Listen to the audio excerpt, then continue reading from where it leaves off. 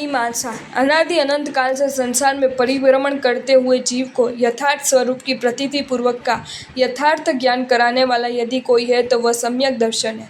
सम्यक दर्शन कहो, यथार्थ दर्शन कहो, आत्मा दर्शन कहो, मोक्ष मार्ग का दर्शन कहो, तत्व प्रति कहो, ये सब एक ही वस्तु का बोध कराने वाले शब्द हैं।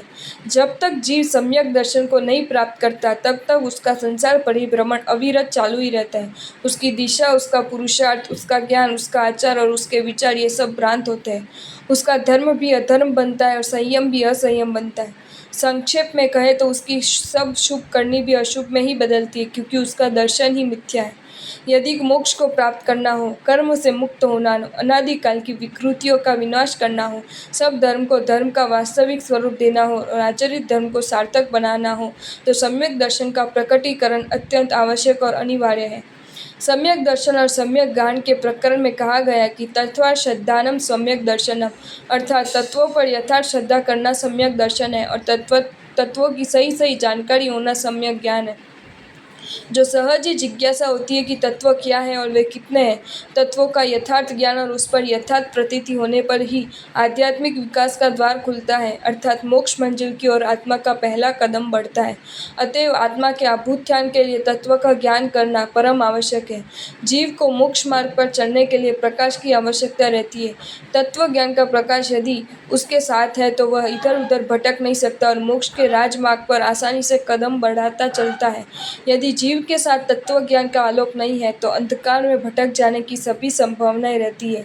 अतएव प्रत्येक आत्मा को तत्व ज्ञान प्राप्त करने के लिए प्रयत्नशील होना चाहिए, ताकि वह अपना साध्य निश्चित करके उसके प्राप्त करने के उपायों का अवलंबन लेता हुआ अपनी मंजिल की ओर आसानी से चलता रहे। तत्व शब्द से तत्व शब्द बनाए। किसी भी व्यक्ति के साथ बातचीत करते हुए जब हम जल्दी में उसका भाव जानना चाहते हैं तो बातचीत को तोड़ते हुए कह देते हैं, आखिर तत्व क्या है? तत्व की बात बताइए, अर्थात बात का सार क्या है? सार, भाव, मतलब या रहस्य को पाने के लिए हम बहुधा अपने व्यवहार में तत्व शब्द का प्रयोग करते हैं। दैनिक लोक व्यवहार में, राजनीति में, धर्म और साहित्य अभी सभी क्षेत्रों में तत्व शब्द सार या रहस्य के अर्थ में प्रयुक्त होता रहा है। चिंतन मनन का प्रारंभ तत्व से ही होता है कि तत्व क्या है। यही जिज्ञासा तत्व दर्शन का मूल है। जीवन में तत्व का मूल महत्वपूर्ण स्थान है। जीवन में से तत्व को अलग करने का अर्थ है आत्मा के अस्तित्व को इनकार करना। तत्व की परिभाषा। तत्व शब्द से तत्व शब्द बना है। संस्कृत भाषा में तत्व शब्द सर्वनाम है। सर्वनाम शब्द सामान्य अर्थ के व्यापक होते हैं।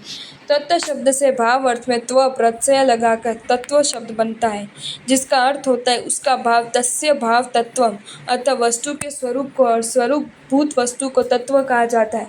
जैन दर्शन में विभिन्न स्थलों पर और विभिन्न प्रसंगों पर सत्य, सत्व, तत्व, तत्वार्थ, अर्थ, पदार्थ और द्रव्य इन शब्दों का प्रयोग एक ही अर्थ में किया गया है। जैन तत्वज्ञों ने तत्व की विशुद्ध व्याख्या करते हुए कहा है कि तत्व का लक्षण सत्य है और वह सत स्वतः सिद्ध है। तत्वार्थ सूत्र 5:30 में कहा गया है, उत्पाद व्यय द्रव्य युक्तम सत्य, अर्थात जो उत्पाद उत्पन्न होना, व्यय नष्ट होना और द्रव्य हमेशा वैसे ही रहना, इन तीनों से युक्त है, वह सत्य है। क्योंकि नवीन अवस्थाओं की उत्पत्ति और पुरानी अवस्थाओं की विनाश होते रहने पर भी वह अपने स्वभाव का कभी त्याग नहीं करता है। जैसे सुवर्ण के हार, मुकुट, कुंडल, अंगूठी इत्यादि उनके रूप बनते हैं, तथापि वह सुवर्ण ही रहता है, केवल नाम और रूप में अंतर पड़ता है। वैसे चारों ही गतियाँ व 84 लाख जीवयोनियों में परिभ्रमण करते हुए जीव की पर्याय मोड्स परिवर्तित होते रहते हैं। गति की अपेक्षा नाम और रूप बदलते रहते हैं, किंतु जीव द्रव्य हमेशा बना रहता है। तत्व कितने हैं? तत्व कितना है, इस प्रश्न का उत्तर अलग अलग ग्रंथों में अलग अलग दिया है। संक्षिप्त और विस्तार की दृष्टि से प्रतिपादन की 3 मत प्रणालियाँ हैं। पहली प्रणाली के अनुसार तत्व 2 है, जीव और अजीव। दूसरी प्रणाली के अनुसार तत्वों की संख्या 7 है, जीव, अजीव, आश्रव, बंध, संवर, निर्जरा और मोक्ष।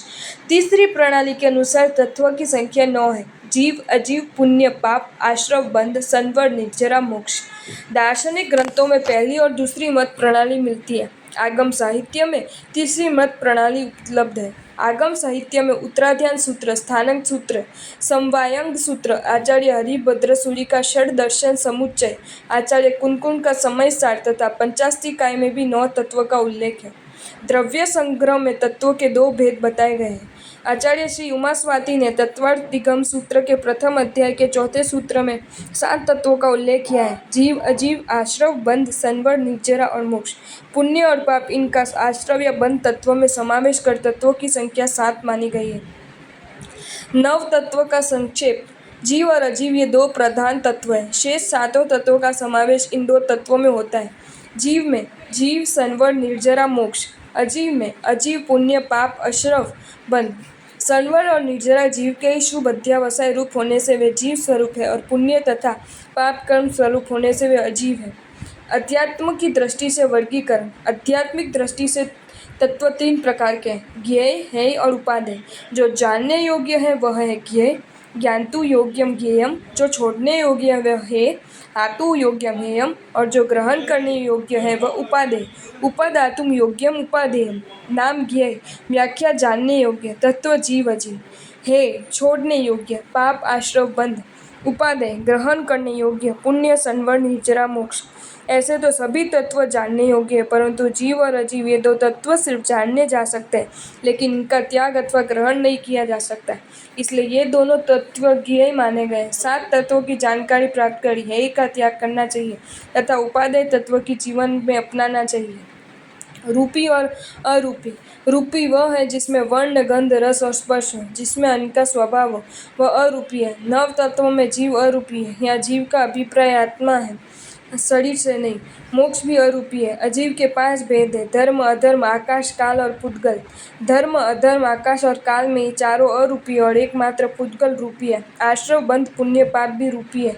संवर, निर्जरा, मोक्ष ये जीव के ही शुभ अशुद्ध अवस्था स्वरूप होने से वह अरूपी है। रूपी को मूर्त और अरूपी को अमूर्त भी कहा जाता है। आपको ये वीडियो अच्छा लगा हो तो इसे लाइक करें और शेयर करें, और ऐसे ही नए नए वीडियोज़ देखने के लिए सब्सक्राइब करें हमारी channel Jain facts and stories को।